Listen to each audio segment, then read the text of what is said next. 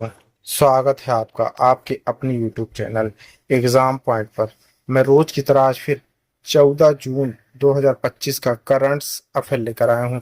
आज 14 जून के जितने भी इम्पोर्टेंट क्वेश्चन बनते हैं उन्हें हम डिस्कस करेंगे, उनके इम्पोर्टेंट फैक्ट भी जानेंगे। दोस्तों, आप किसी भी एग्जाम की तैयारी कर रहे हैं तो ये वीडियो आपके लिए मोस्टफुल रहने वाला है। इस वीडियो के लास्ट में हमने आपके लिए एक क्वेश्चन रखा है जिसका आंसर आप लोग को कमेंट्स बॉक्स में देना है। आइए शुरू करते हैं, पहले नंबर का क्वेश्चन देखते हैं। आइए पहले नंबर का क्वेश्चन देख लेते हैं। विश्व रक्तदाता दिवस कब मनाया जाता है? सही आंसर है बी, 14 जून को, आज ही के दिन। की पढ़ लेते हैं। विश्व रक्तदाता दिवस 2004 से प्रत्येक वर्ष 14 जून को मनाया जाता है। यह दिवस सुरक्षित रक्त और रक्त उत्पादों की आवश्यकता के बारे में जागरूकता बढ़ाने और रक्तदाताओं को रक्त के जीवन रक्षक उपहारों के लिए धन्यवाद देने के उद्देश्य से मनाया जाता है। इस वर्ष के विश्व रक्तदाता दिवस का विषय सुरक्षित रक्त जीवन बचाना या बचाता है के नारे के साथ रक्त दें दुनिया की एक स्वास्थ्य स्थान बनाए है। आइए दूसरे नंबर का क्वेश्चन देख लेते हैं। राष्ट्रीय राजमार्ग परियोजनाओं की गुणवत्ता निगरानी को सुदृढ़ करने के लिए एनएचएआई ने परामर्श इंजीनियरों द्वारा एक साथ देखे जाने वाले प्रोजेक्ट्स की अधिकतम संख्या कितनी निर्धारित की है? सही आंसर है सी, 10। की पॉइंट देख लेते हैं। राष्ट्रीय राजमार्ग परियोजनाओं की गुणवत्ता निगरानी को मजबूत करने और कार्यान्वयन मानकों को बेहतर बनाने के उद्देश्य से भारतीय राष्ट्रीय राजमार्ग प्राधिकरण एनएचएआई ने परामर्श इंजीनियरों द्वारा एक साथ देखे जाने वाले प्रोजेक्ट की संख्या को अधिकतम 10 तक सीमित कर दिया है।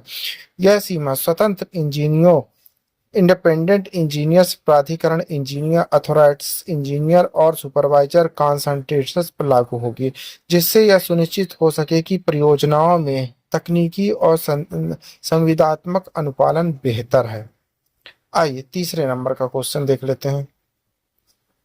भारत में फिनटेक और क्रेडिट इनोवेशन को बढ़ावा देने के उद्देश्य से किस फिनटेक प्लेटफॉर्म ने फेडरल बैंक के साथ मिलकर Scapia Federal RuPay credit card launch किया है? सही आंसर है सी, स्केपिया के साथ। ऑप्शन है सी। की पॉइंट देखते हैं। आइए की पॉइंट देखते हैं। भारत में फिनटेक और क्रेडिट इनोवेशन की दिशा में एक महत्वपूर्ण कदम उठाते हुए travel focus fitness platform Scapia ने फेडरल बैंक के साथ मिलकर Scapia Federal RuPay credit card launch किया।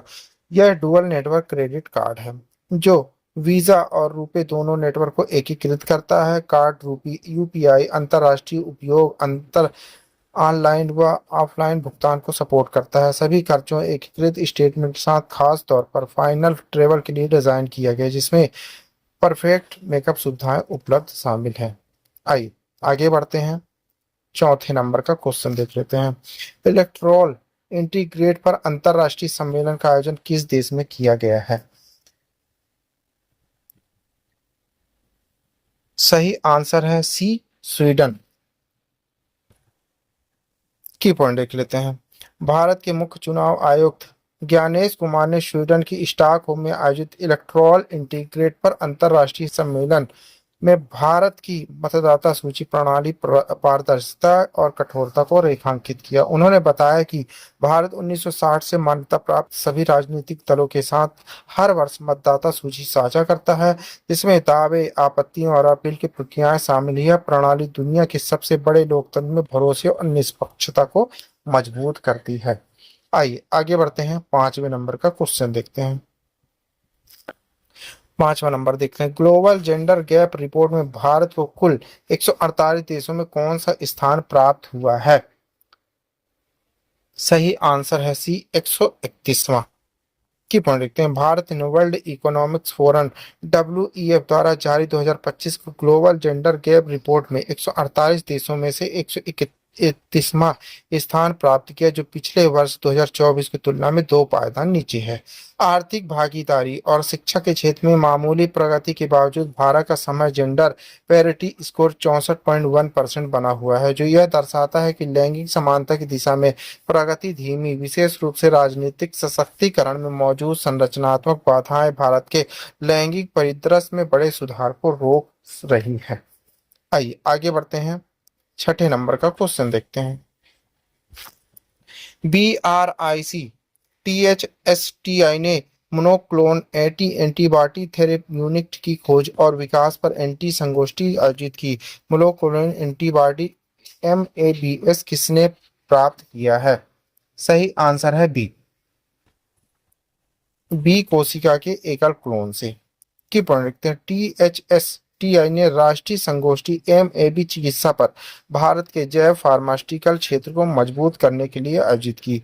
मोनोक्लोन एंटीबॉडी प्रयोगशाला इंजीनियरिंग प्रोटीन जो विशिष्ट प्रयोजनों से जुड़ते हैं एक एकल बी कोशिका क्लोन से प्राप्त उन्हें समान और विशिष्ट बनाते हैं।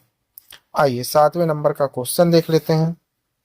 अमेरिका में साल्मोनेल संक्रमण का सबसे आम तरीका क्या है? सही आंसर है बी, दूषित भोजन या पानी। की पढ़ लिखते हैं। अमेरिका में साल्मोनेला का प्रकोप 79 लोगों को संक्रमित कर चुका है। कैलिफोर्निया स्थित ऑगस्ट एंड कंपनी द्वारा 1.7 मिलियन अंडे के डिब्बों को वापस बुलाया गया है। सैल्मोनोसिस का कारण बनाता है जो एक भोजन हित बीमारी को आंत्र पथ को प्रभावित करती है। आइए 8वें नंबर का क्वेश्चन देख लेते हैं।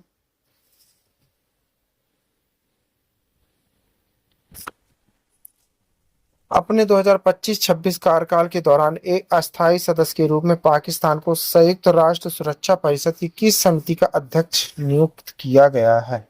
सही आंसर है ए, 1988 तालिबान प्रतिबंध समिति। की पंडित पाकिस्तान संयुक्त राष्ट्र सुरक्षा परिषद 2025-26 का एक अस्थायी सदस्य के रूप में कार्य कर रहा है। 1988 तालिबान प्रतिबंध समिति का अध्यक्ष नियुक्त किया गया है। 1973 आतंकवाद विरोधी समिति का उपाध्यक्ष भी नियुक्त किया गया है। आइए 9वें नंबर का क्वेश्चन देख लेते हैं। नई दिल्ली में AI नेटिव टेलीकॉम नेटवर्क पर तीसरी ITU-FZAINN बैठक की मेजबानी किस संगठन ने की है? सही आंसर है सी, टेलीकम्युनिकेशन इंजीनियरिंग केंद्र ने। की पढ़ते टेलीकॉम नेटवर्क से लिए AI ने नेटिव FZAINN पर ITU फोकस समूह की तीसरी बैठक नई दिल्ली में आयोजित की गई। यह आयोजन टेलीकम्युनिकेशन इंजीनियरिंग केंद्र TEC दूरसंचार विभाग DOT की तकनीक शाखा द्वारा आयोजित किया गया था। उद्देश्य दूरसंचार नेटवर्क में AI नेटिव एकीकरण का पता लगाना है। आइए 10वें नंबर का क्वेश्चन देखते हैं। हाल ही में स्वीकृत हटीटी सेरंग रेलवे खंड पहली बार किस राज्य की राजधानी को रेल द्वारा जोड़ा जाएगा? सही आंसर है सी, आइजोल को। की पॉइंट देख लेते हैं। रेलवे सुरक्षा आयोग CRS ने मिजोरम में हटारकी सेरंग लाइन को मजबूती मंजूरी दे दी है। यह बैराबी सेरंग रेलवे परियोजना का अंतिम चरण है। यह 33.86 किलोमीटर के खंड के माध्यम से मिजोरम की राजधानी आइजोल तक पहली बार रेल पहुंच को सक्षम बनाता है। यह मार्ग पहाड़ी इलाके से होकर गुजरता है जिसमें 32 सुरंगें और 35 प्रमुख पुल हैं। आइए आगे बढ़ते हैं। 11वें नंबर का क्वेश्चन देख लेते हैं। भारतीय सेना जिस अभ्यास में भाग ले रही है उस क्वेट्स अभ्यास की मेजबानी किस देश द्वारा की जा रही है? सही आंसर है डी, मंगोलिया के द्वारा। की पढ़ते भारतीय सेना की टुकड़ी मंगोलिया में क्वेट अभ्यास के लिए पहुंची। यह एक बहुराष्ट्रीय शांति सेना अभ्यास है। 2003 में द्विपक्षीय अभ्यास के रूप में शुरू हुआ जो अमेरिकी मंगोलियाई सशस्त्र बलों के बीच था। 2006 में बहुराष्ट्रीय बन गया। अब वार्षिक रूप से आयोजित किया जाता है। आइए 12वें नंबर का क्वेश्चन देखते हैं। साहसिक कार शौकीन अब कहाँ स्थित रणनीतिक रूप से महत्वपूर्ण सिपकीला तक पहुंच सकते हैं? सही आंसर है ए, हिमाचल प्रदेश।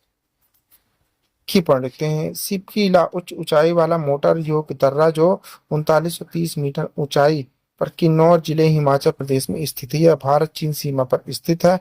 यह प्राचीन सिल्क रूट पर स्थित जो भू राजनीतिक और सांस्कृतिक विरासत से समृद्ध है। ऐतिहासिक रूप से भारत तिब्बत व्यापार के लिए उपयोग किया जाता है जिसे 2020 में बंद कर दिया गया था। आइए 13 नंबर का क्वेश्चन देख लेते हैं। लखनऊ को किस श्रेणी के तहत यूनेस्को क्रिएटिव सिटी के रूप में प्रस्तावित किया गया है? सही आंसर है सी, गैस्ट्रोनॉमी। की पंडित क्रिएटिव सिटी लखनऊ के लिए एक प्रस्ताव गेनोस्टोमी के तहत अवधि व्यंजनों के लिए प्रस्तुत किया गया था। यूनेस्को क्रिएटिव सिटीजन नेटवर्क यूसीसीएन सांस्कृतिक रचनात्मकता को सतत शहरी विकास के उपकरणों के रूप में पहचानता है।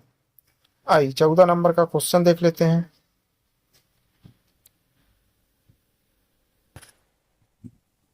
भारत की सीपीआई मुद्रास्फीति दर क्या थी जो फरवरी 2019 के बाद से सबसे कम थी? सही आंसर है सी 2.82%। की पॉइंट देख लेते हैं। मई 2025 में भारत की सीपीआई मुद्रास्फीति 2.82% थी जो फरवरी 2019 के बाद सबसे कम थी। अप्रैल 2025 में 3.16% से 34 आधार बिंदु गिरावट थी। खाद्य मुद्रास्फीति घटकर 0.99 हो गई जो अक्टूबर 2021 के बाद सबसे कम है। ग्रामीण खाद्य मुद्रास्फीति 0.95, शहरी 0.96%। दालों, सब्जियों, फलों, अनाज, चीनी, अंडों आदि की कीमतों के कमी के कारण गिरावट आई। ग्रामीण मुद्रास्फीति 2.59, शहरी 3.07% है। आइए 15 नंबर का क्वेश्चन देख लेते हैं। गुजरात के पूर्व मुख्यमंत्री विजय रूपानी की मृत्यु में शामिल विमान कौन सा था? सही आंसर है सी बोइंग 787 ड्रीम लाइनर। की पंडित विजय रूपानी गुजरात के पूर्व मुख्यमंत्री का एक विमान दुर्घटना में निधन हो गया। दुर्घटना में एक लंदन जाने वाला एयर इंडिया ड्रीम लाइनर शामिल था। विमान अहमदाबाद से उड़ान भरने के कुछ ही समय बाद दुर्घटनाग्रस्त हो गया। रूपानी 2016 से 2021 तक मुख्यमंत्री के रूप में कार्य किया है। आइए लास्ट क्वेश्चन देख लेते हैं। हाल ही में किस देश ने ऑपरेशन राइजिंग लायन नामक सैन्य अभियान के तहत ईरान की सैन्य और परमाणु अवसंरचना पर दूसरा दौरा पर हमला शुरू किया है? सही आंसर है सी इजराइल। की पंडित क्षेत्रीय संघर्ष में बड़े जल्दी के तहत इजराइल ने अपने चल रहे सैन्य अभियान ऑपरेशन राइजिंग लायन के तहत दूसरे दौर के हमले शुरू कर दिए हैं। इजरायली सरकारी मीडिया ने इस बात की पुष्टि की है कि नताज यूरेनियम संवर्धन केंद्र पर एक बड़ा विस्फोट हुआ। इजराइल ने ईरान की सैन्य परमाणु अवसंरचना को निशाना बनाने की घोषणा की है, इसे अपनी राष्ट्रीय सुरक्षा के लिए अस्तित्वगत खतरा बताते हुए। आइए आगे बढ़ते हैं। आपके लिए क्वेश्चन है, इसी क्वेश्चन का आंसर आप लोग को कमेंट्स बॉक्स में देना है। क्वेश्चन देखते हैं।